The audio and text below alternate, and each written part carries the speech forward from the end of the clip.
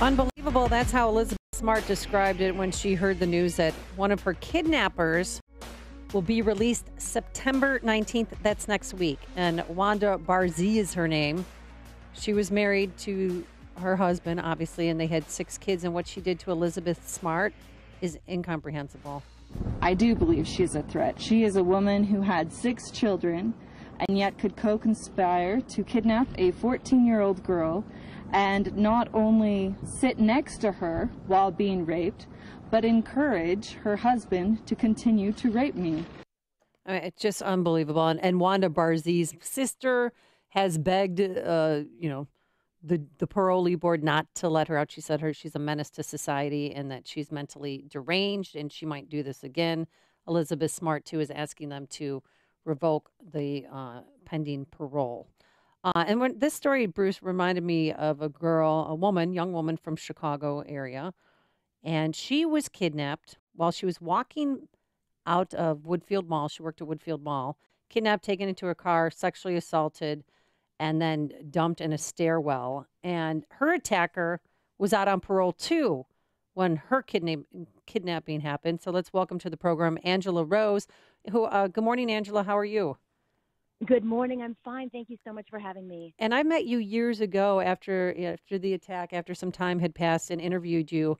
And I was just fascinated by your strength because when he abducted you, he put you in his car. I remember he used plastic ties to hold your arms back, but you were so keen to know it was a Trans Am. It's brown. You looked at the antenna. The antenna was broken. Just things that you remembered during their ordeal, which helped police, lead them to him.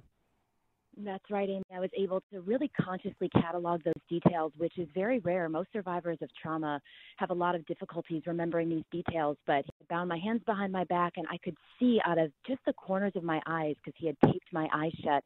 And I made a very conscious decision. I'm very close to my family, and I had an image of my mom getting a phone call that I had been murdered, and that image just really helped to give me the strength that I needed to remember all those details. And what was so interesting about this case and this Elizabeth Smart case is hitting so close to home is that the man who kidnapped me was on parole for only 6 months when he abducted me. And when I came forward, there was 4 other young women that also came forward that he had potentially done this to on just that 6-month period. And he was on parole for murder. So, you hear about these repeat types of offenders, but one thing that's so important for everyone to understand is that more often than not, it's somebody that we know and we trust that's committing these crimes. It's, it's a dater, an acquaintance, a coach, a family member. So while my case and Miss Smart's case were both a stranger assault, overwhelmingly it's somebody that we know and we trust. Angela, I just read the account before you joined us on the air. Your account, the 48 Hours show account, and it's gripping, it's sickening at the same time, and it's so heartening to hear you now because I know nobody ever gets over something like this, but yet you sound so good right now. And when I had just read these details, which you just chronicled a little bit for us right now, but just being in that car and having the presence of mind to try to notice details so that you might be able to ultimately apprehend him was just, I would think that I would just be in a panic and not be able to do anything, not have any presence of mind. It was just unbelievable. And it was weird because he brought dresses for you to try on. I remember. And they fit. I know. That was so weird. Had he been stalking you before, or do you know anything? Yes, we found out, Amy, that he was stalking me, and he had the same dress in all these different dress sizes when they ended up catching him. But I'll tell you both, one thing that was so frustrating for me was the night that I went down to the police station, the responding detective accused me of lying. There was nothing done on my case that night. And we see how difficult it is for people to come forward.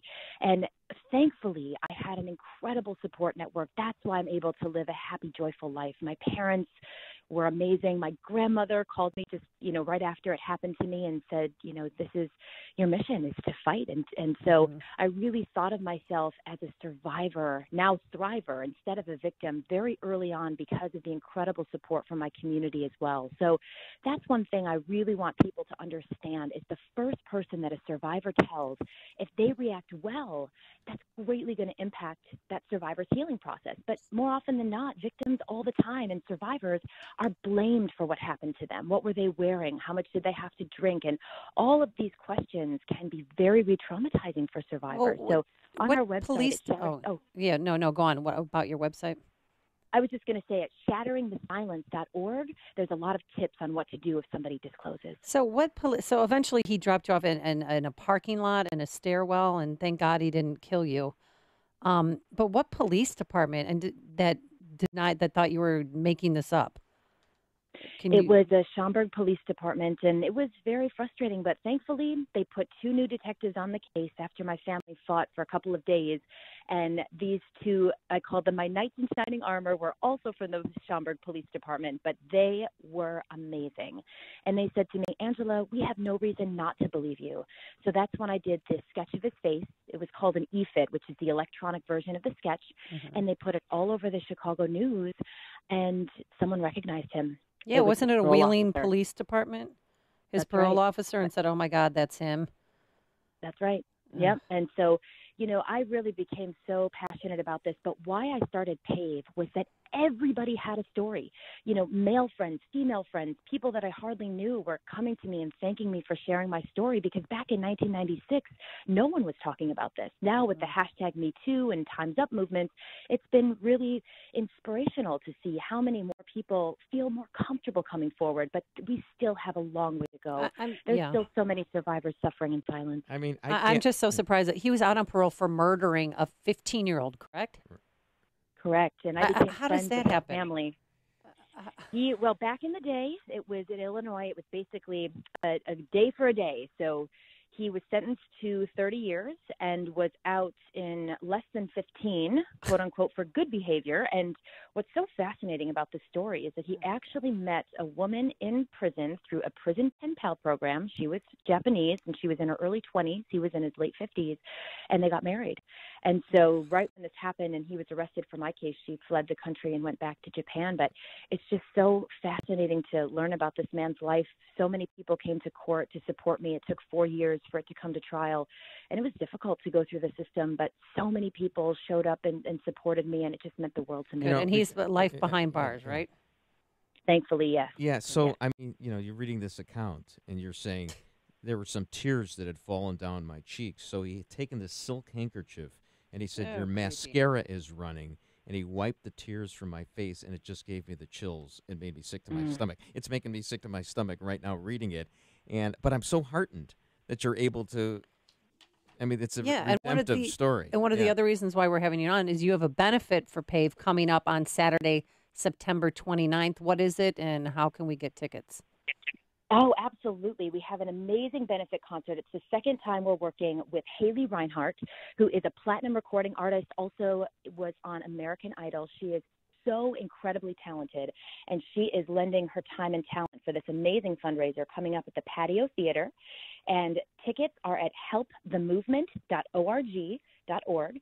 And it's going to be an amazing show. I think one thing about PAVE is that we take a positive and a proactive approach. We work on prevention, education, and training. We help parents understand how to talk to their children about consent and healthy relationships.